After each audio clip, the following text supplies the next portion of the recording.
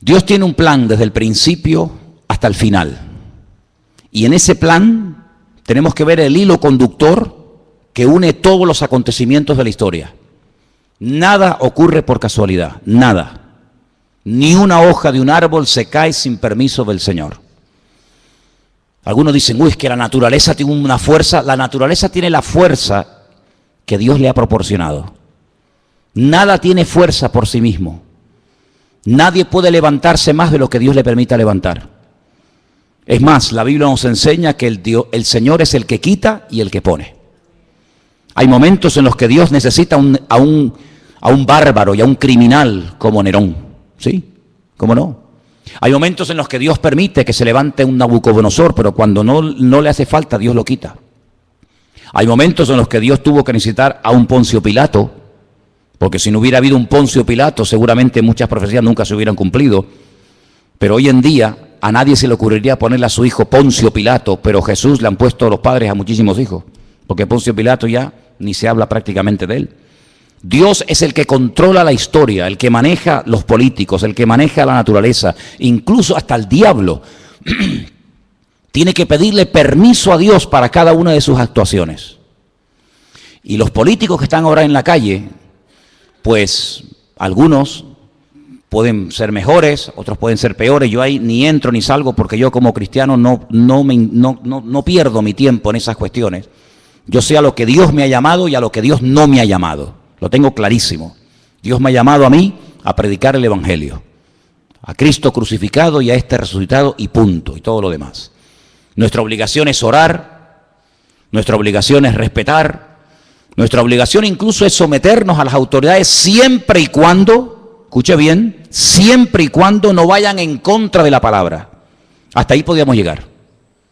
Mientras vayan en una línea que no vaya en contra de la palabra de Dios, de acuerdo, por ahí entramos. Pero en el momento en el que se dicte una ley, en el que nos prohíban, nos impidan en un momento determinado hasta predicar el Evangelio, como ha habido ocasiones, y en este país se ha prohibido predicar el Evangelio, y en este país se han quemado a cristianos, y en este país se ha torturado a cristianos, y se han quemado Biblias, etcétera, etcétera.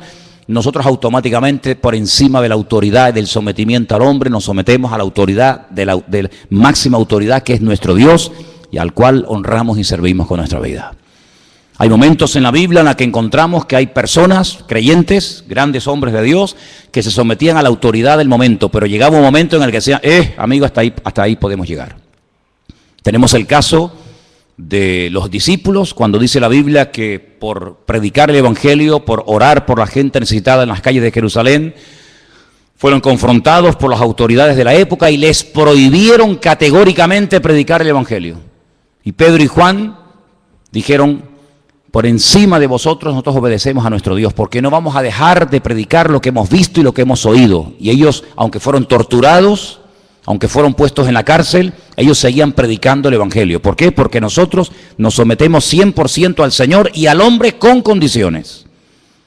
Al Señor nos sometemos 100%. Todo lo que Él mande, todo lo que Él ordene, aunque no lo entienda, lo tenemos que acatar. Hay momentos en los que Dios a lo largo de la historia dio leyes, mandamientos a sus hijos que son muy difíciles de entender. Por ejemplo, cuando Dios le pide a un padre que sacrifique a su hijo sobre un altar. Díganme ustedes si eso no tuvo que ser una prueba tremenda. Cuando el Señor permitió que a José lo vendieran sus propios hermanos y fuera acusado de un falso delito que no había cometido, como era abusar de la esposa del amo, de Potifar, ¿verdad? Sin embargo, nosotros sabemos perfectamente que para poder vivir en paz y en armonía, con el que tenemos que llevarnos bien es con el Señor. Porque Él nunca nos va a fallar, amén, hermanos. Él nunca nos va a fallar. Quiero que vengan conmigo a una de las cartas que el apóstol Pablo escribió a su hijo en la fe, a Timoteo. Y en una de las cartas que Pablo le escribe a Timoteo, es muy interesante lo que nos dice en 1 Timoteo capítulo 2.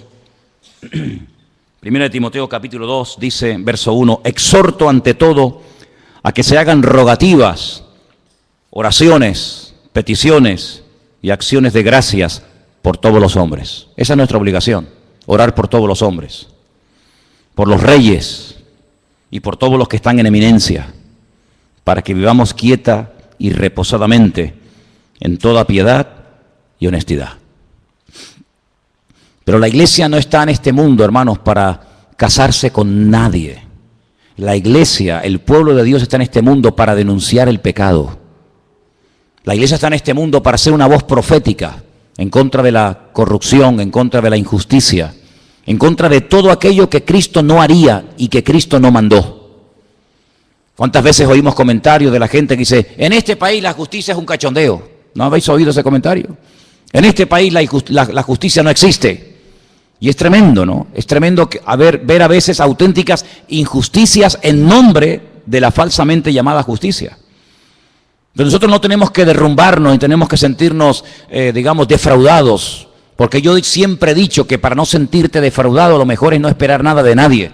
Y si tú pones una confianza, una fe, una expectativa, una ilusión en proyectos, en ideas, en un programa electoral, o llámalo como quieras, y luego no se cumple por lo que sea, porque no se pudo, porque no se quiso, por lo que fuera, pues mucha gente se lleva tremendas desilusiones.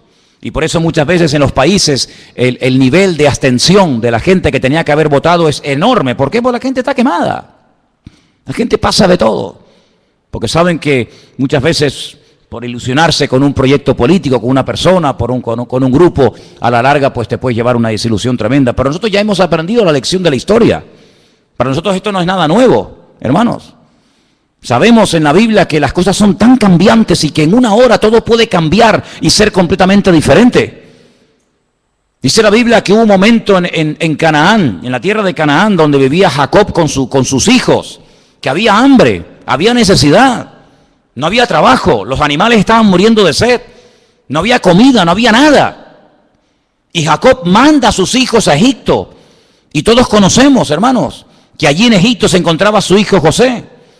Y todos, para no alargar demasiado la historia, todos sabemos que con el paso del tiempo, toda la familia, casi 70 personas, deciden trasladarse de Canaán a Egipto. Y cuando llegan a Egipto, pues José es una de las personas más importantes del imperio de Egipto. Y el faraón le dice, oye, recibe a tu padre y las mejores tierras, las mejores posesiones, dáselas. Y se fue a la tierra de José, en la desembocadura del río Nilo. Y allí pues ellos llevaron una vida de maravilla. Pero dice la Biblia que cuando murió ese faraón, todo cambió.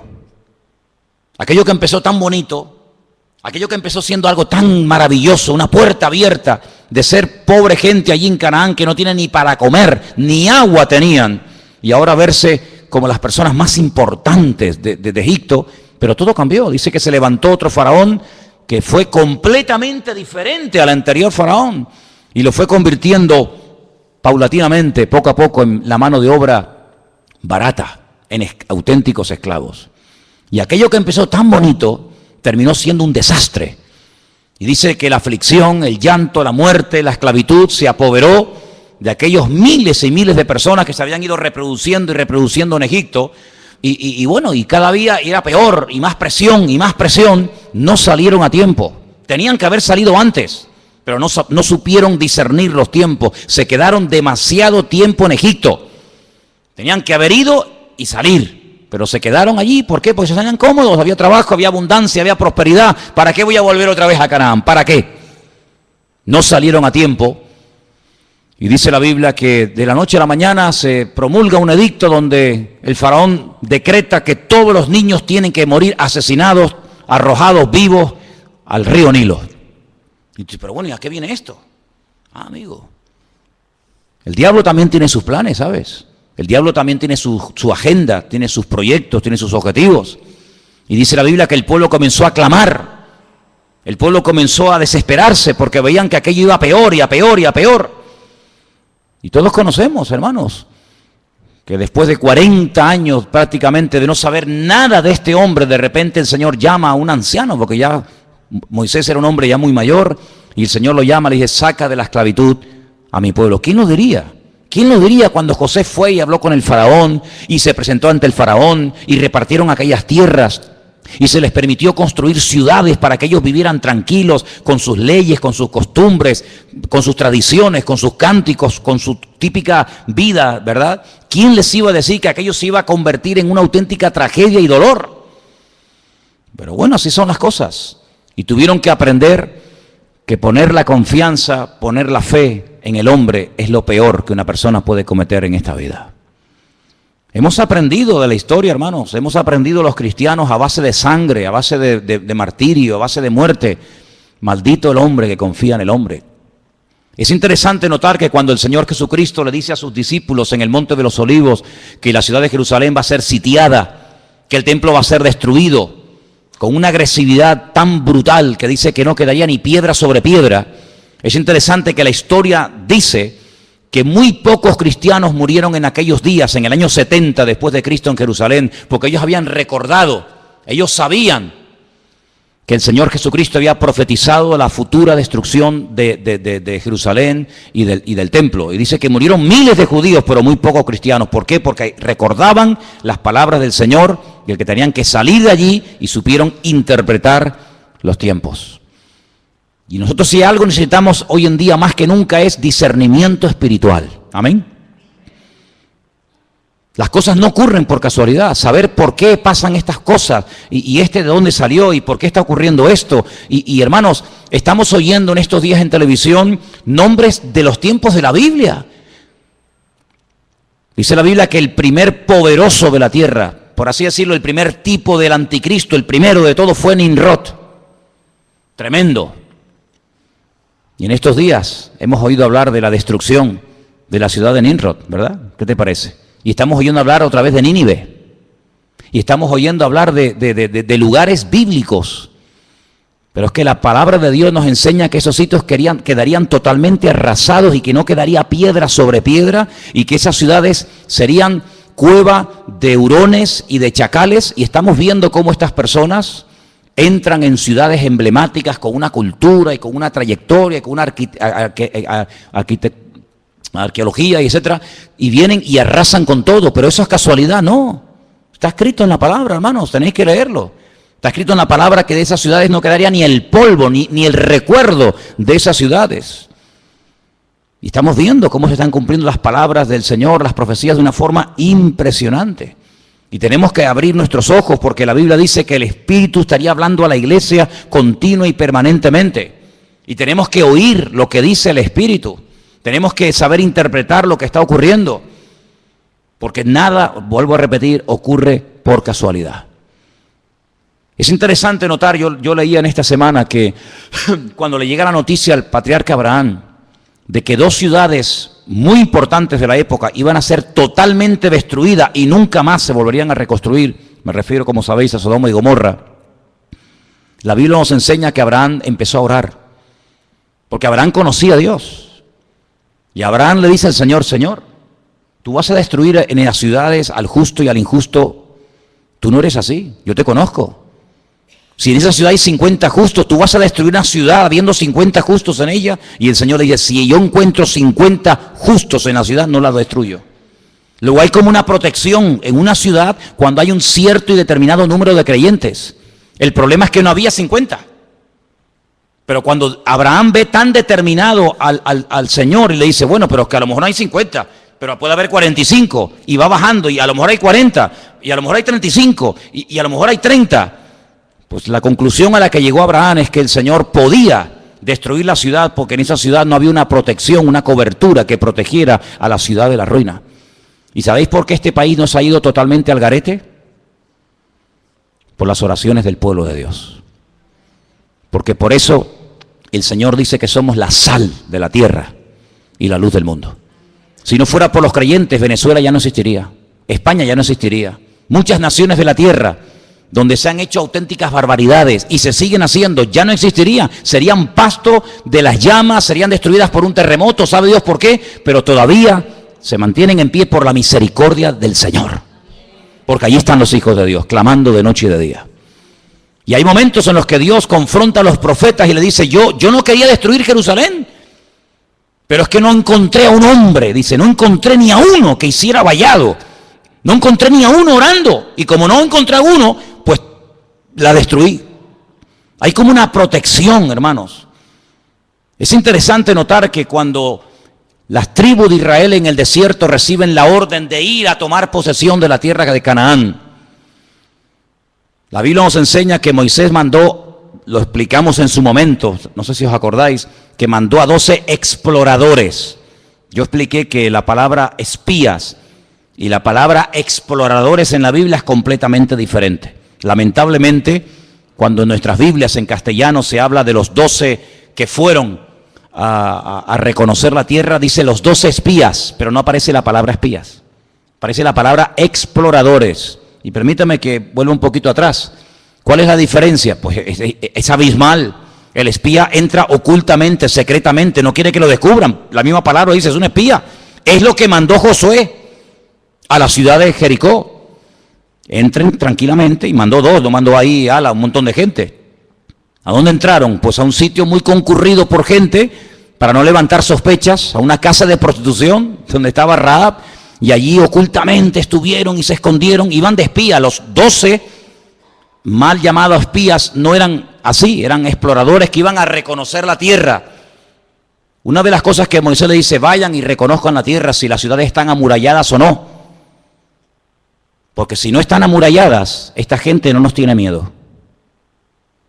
Pero si ellos en este tiempo que han oído que salimos de Egipto y vamos a entrar en Canaán, si las ciudades ustedes observan que tienen murallas, es que nos tienen miedo. Y ellos contaron que las ciudades tenían murallas que llegaban al cielo como algo negativo, y era todo lo contrario, era algo muy positivo, porque dice la Biblia que Jericó estaba bien cerrada porque tenían miedo a causa de los hijos de Israel. Entonces ustedes vayan, y si ven a toda la gente con las puertas abiertas, las ventanas abiertas, sin murallas, es que no nos tienen miedo, esta gente son terribles. Pero si están dentro de las ciudades y las cierran por la noche, es que nos tienen pánico. Ellos pensaban que era algo negativo. Dice la Biblia que una de las cosas que le dice Moisés, dice, vayan y díganme si en la tierra de Canaán hay árboles. Qué pregunta más tonta, ¿cómo no va a haber árboles en un país? Es normal que por lo menos haya un árbol, ¿no? Pero es que la palabra árbol en la Biblia es sinónimo de hombres. Por eso empezamos el culto cantando el Salmo 1. Bienaventurado el varón que no anduvo en consejo de malos, ni en silla de escarnecedores se ha sentado, sino que en la ley del Señor medita de día y de noche. Será como árbol plantado junto a corrientes de agua. Porque Moisés sabía perfectamente que si en el país de Canaán había árboles, había personas arraigadas, cimentadas en la palabra, Canaán no podía ser tomada. No podía ser destruida, porque el creyente protege el lugar en el que vive. Aunque el vecino no se lo merezca, aunque la autoridad esté corrupta, por el hecho de haber presencia de creyentes, el Señor protege y bendice ese país. Así es. Pero cuando volvieron dijeron, sí, no vimos árboles, entonces podemos atacar y destruir el país. ¿Qué te parece? Así que tu presencia, mi presencia, la presencia de todos y cada uno de nosotros, protege a esta nación. Y lo que esta nación necesita realmente es un arrepentimiento genuino delante del Señor. Desde el rey hasta el último que quiere entrar, que hagan una convocatoria y que pidan perdón delante del Señor, porque ninguno de los políticos, ninguno de los que están en estos días hablando en televisión y se entran y salen y nos entrevistan, ninguno menciona la palabra Dios, perdón, arrepentimiento, Biblia, reconciliación, ninguno. ¿Cómo voy a poner mi confianza en un hombre que no habla de Dios para nada? Cambio, pero ¿quién puede producir cambios sino solamente el Señor? Porque los cambios que produce el hombre no me sirven, pero los cambios que produce el Señor permanecen para siempre. ¿Cuántos dicen amén? ¿Cómo podemos hablar de esperanza y de ilusiones y de una nueva expectativa? Pero ¿en base a qué? ¿En base a qué edificamos nuestra fe? ¿En base a qué esperamos algo nuevo? En base a las promesas de Dios. Dice que como las promesas de Dios son sí y amén en Cristo Jesús, nosotros esperamos cielo nuevo y tierra nueva. Pero tenemos la confianza en la base de la palabra de Dios. Pero ninguno menciona a Dios para nada. ¿Y cómo pretenden gobernar sin Dios cuando Él dijo, separados de mí, nada podéis hacer? ¿Cómo pretendemos llevar un país por el buen camino? ¿Cómo pretendemos llevar a la juventud de esta nación por el buen camino? ¿Cómo pretendemos que haya paz, que haya justicia, que haya reconciliación, que haya trabajo, que haya prosperidad sin Dios? Es lo que le dijo Satanás al Señor: si postrado me adorares, te daré todos los reinos de la tierra. Es pan sin Dios. Ya muchos propusieron pan sin Dios, ¿verdad? Pero nosotros solamente os digo algo, hermanos, tenemos que orar para que nuestra fe no decaiga en estos días, para que nuestra confianza esté puesta en el Señor. Porque verdaderamente, hasta que en este país no haya un reconocimiento y un arrepentimiento delante del Señor, no habrá un verdadero cambio. ¿Nosotros por qué hemos cambiado? Porque el Señor nos cambió. ¿Por qué seguimos cambiando y tratando de mejorar? Porque el Señor pone ese sentir en el corazón. Pero ¿cuántos políticos son ateos? ¿Cuántos políticos aprueban la homosexualidad, el lesbianismo, el aborto? ¿Cuántos? Todos somos iguales. Mentira. ¿Cómo que todos somos iguales? ¿Cómo va a ser igual un hombre que una mujer? ¿Cómo va a ser una mujer igual que un hombre? ¿Cómo va a ser igual un anciano que un niño? ¿Cómo va a tener los mismos derechos una persona que es un vago, que no ha trabajado en su vida, ni quiere trabajar, ni quiere cambiar, sino quiere vivir del cuento? ¿Cómo lo voy a quitar yo a este, que es una persona que ha trabajado, ha sufrido, ha sudado la camiseta, y se lo voy a quitar a este para dárselo a este que es un vago? ¿Pero por qué? Cuando la Biblia dice, esfuérzate, esfuérzate, esfuérzate, y Dios es galardonador de los que le buscan, y el que no le busca, pues no te galardona, hijo. Pedid y recibiréis. ¿Pero por qué recibo? Porque he pedido. ¿Y por qué he hallado? Porque he buscado. ¿Y por qué el Señor me bendice y me prospera? Pues porque hago lo que Él manda en su palabra. Dijo el Señor, ¿queréis ser mis amigos? Claro, pues haced todo lo que yo os digo.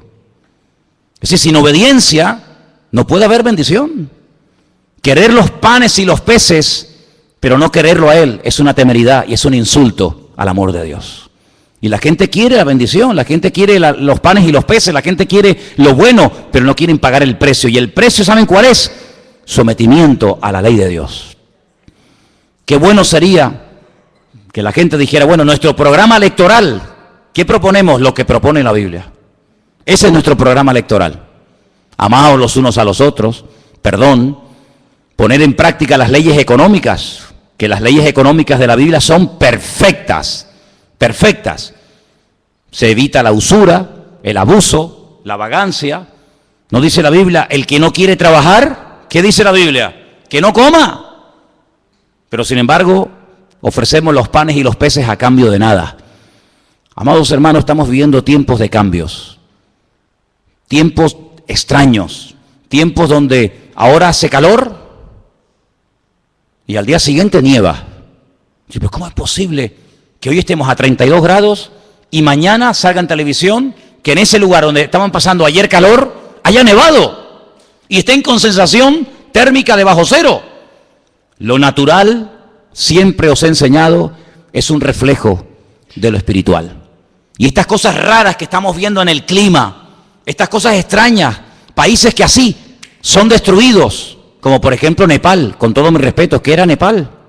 Un centro de idolatría, un centro de templos paganos donde se adoraba a los monos, las ratas, los piojos, las serpientes, y las montañas que adoraban se les vinieron encima. ¿Qué te parece, amigo? Es que tenemos que ver el trasfondo espiritual de las cosas. No nos alegramos con la muerte de nadie, dice la Biblia. El Señor quiere que todos procedan al arrepentimiento, que todos busquen del Señor. Pero hermano, cuando ocurren ese tipo de tragedias en ciertos y determinados lugares, oye, veamos más allá. Es que se rompió toda la arquitectura. ¿Pero qué arquitectura me estáis hablando? Templo al dios mono, templo al dios rata, templo al dios piojo. Eso tenía que haberse destruido hace siglos. Siglos tenía que haberse destruido, pero no. Tremendo. Países que no han levantado cabeza, países que siempre han estado y estarán siempre en la miseria más absoluta. ¿Por qué? Porque le han dado las espaldas a Dios. Y los misioneros, lean la historia de la iglesia, y los misioneros que antaño iban a ese lugar a predicar el evangelio, los colgaban, los crucificaban, los empalaban, los quemaban, y así les ha ido. El profeta Jonás fue a Nínive, dijo, de aquí a 40 días, dice el Señor, Nínive será destruida. Y Nínive no fue destruida, ¿sabéis por qué? Porque se arrepintieron.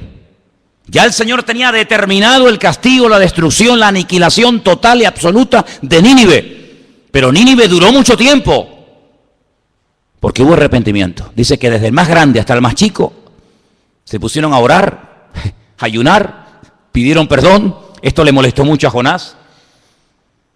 Jonás era un predicador muy extraño. La gente se convertía y se enfadaba. La gente pedía perdón y se enfadaba con Dios. O sea, yo lo sabía que se iban a arrepentir y tú los ibas a perdonar. Claro, claro, ¿verdad? Pero ¿qué ha sido de esos países? ¿Qué ha sido de esos lugares donde antaño se predicaba el evangelio? Pues centros de idolatría, de paganismo. ¿Qué es lo que ha traído el Islam al mundo? Miseria. Eso es lo que ha traído el Islam.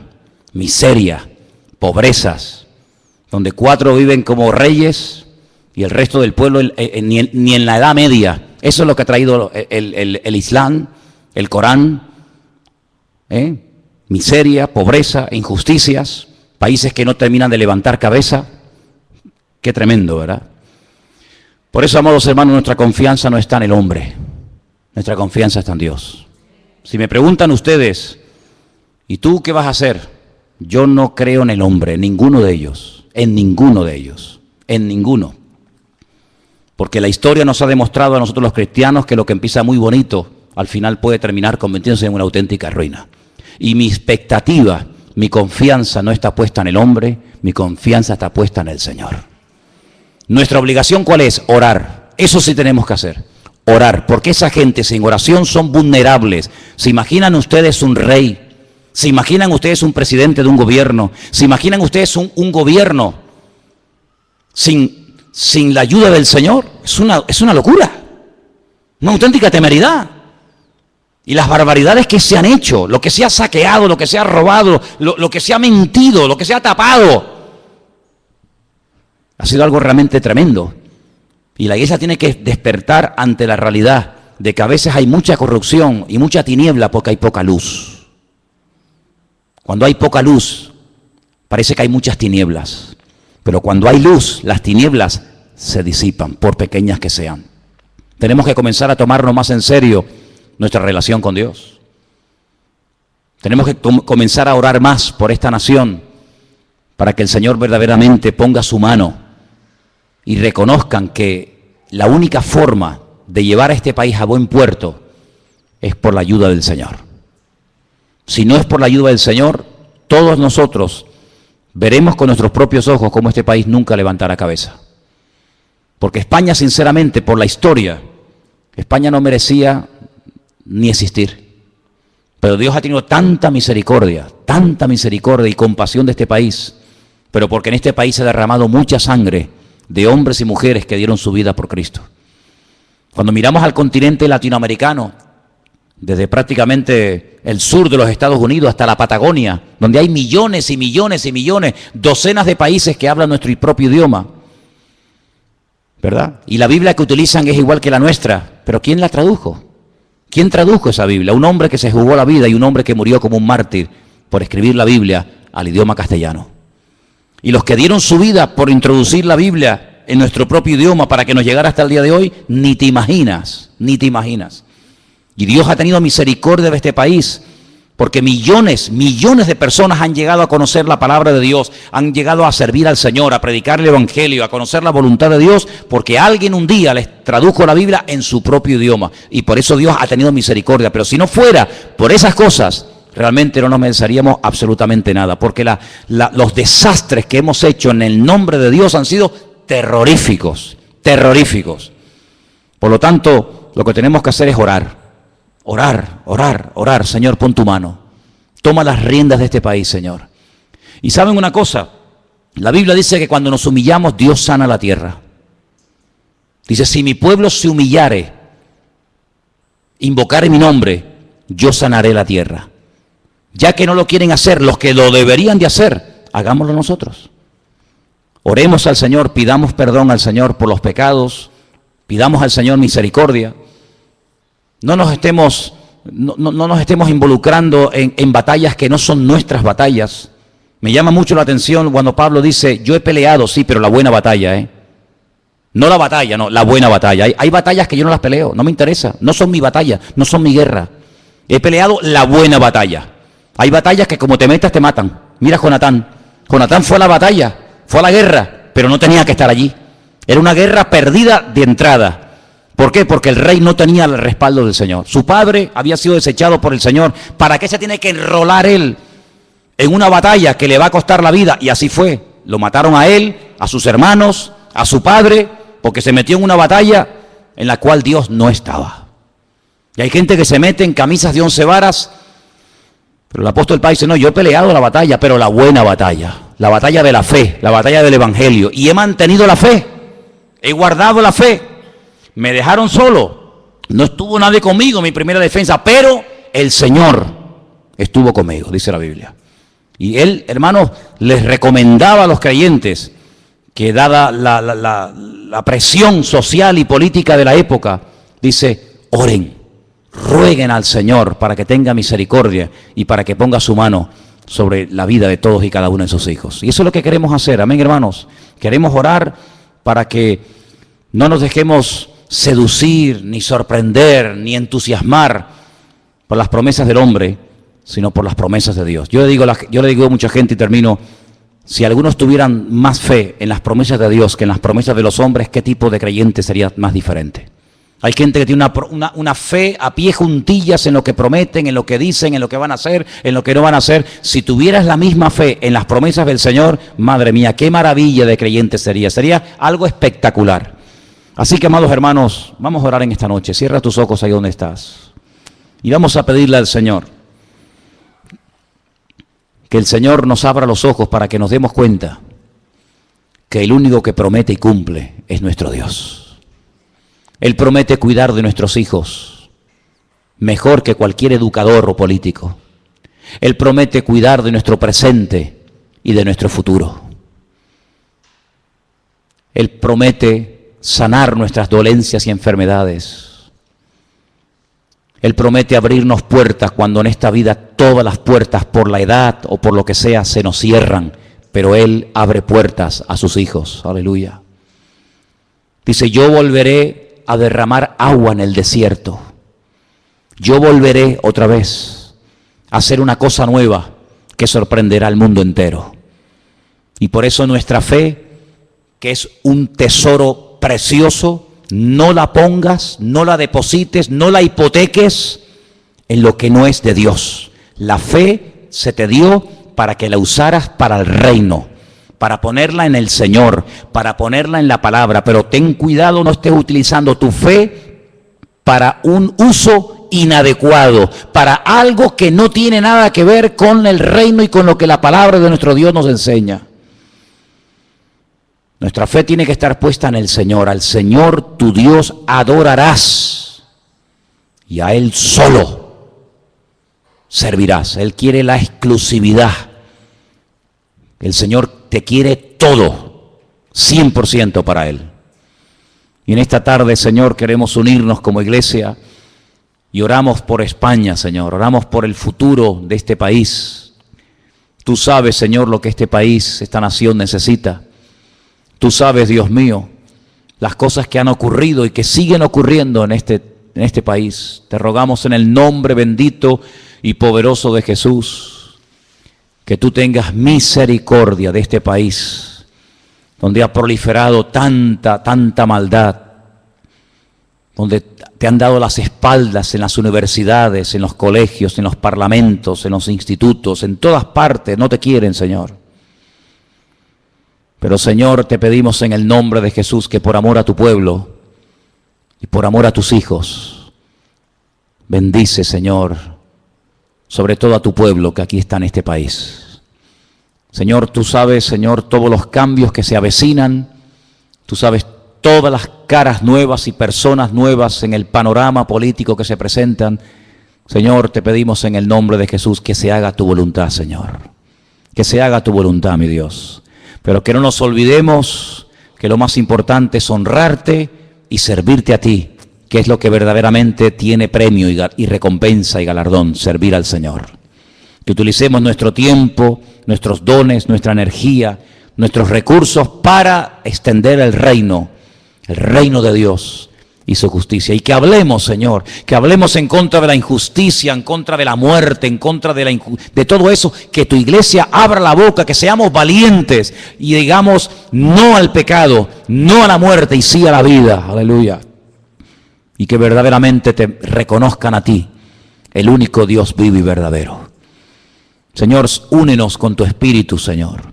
y que todos y cada uno de nosotros estemos en estos días orando para que el futuro de esta nación, aleluya, tú lo dirijas, Padre, y todo salga conforme al plan y al diseño del Señor. Aleluya.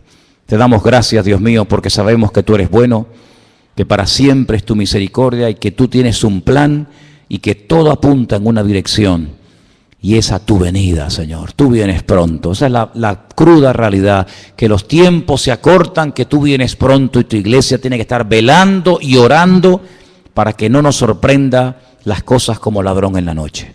Bendito sea, Señor. Gracias te damos en esta noche por este privilegio que nos das de entender tu palabra, de tener el mapa, la brújula de tu palabra en nuestras vidas, que ahora más que nunca la leamos, la escudriñemos, porque en ella encontramos la respuesta, Señor. Te lo pedimos todo en esta noche en el bendito nombre de Jesús. Amén y amén. Aleluya. Y amén. Aleluya. Y amén. Aleluya. Y amén. Aleluya. Y amén.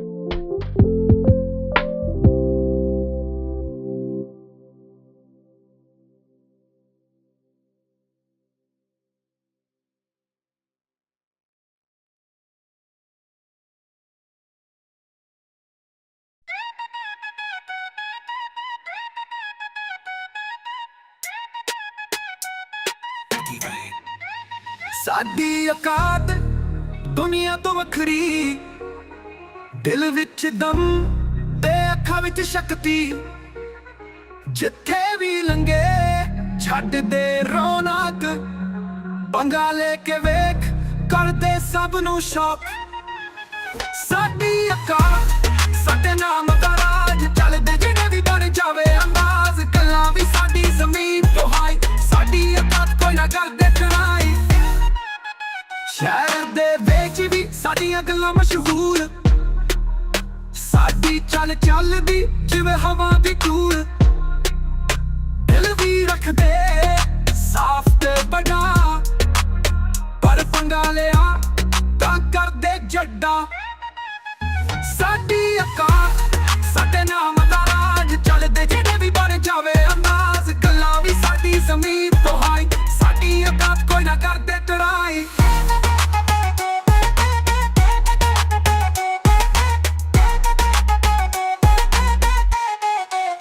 ਉਹ ਅਸਲੀ ਯਾਰੀ ਤੇ ਸਵੈਗ ਨਾਲ ਭਰਪੂਰ, ਦੁਨੀਆ ਦੀਆਂ ਗੱਲਾਂ ਸਾਨੂੰ ਲੱਗਦੀਆਂ ਜ਼ਰੂਰ।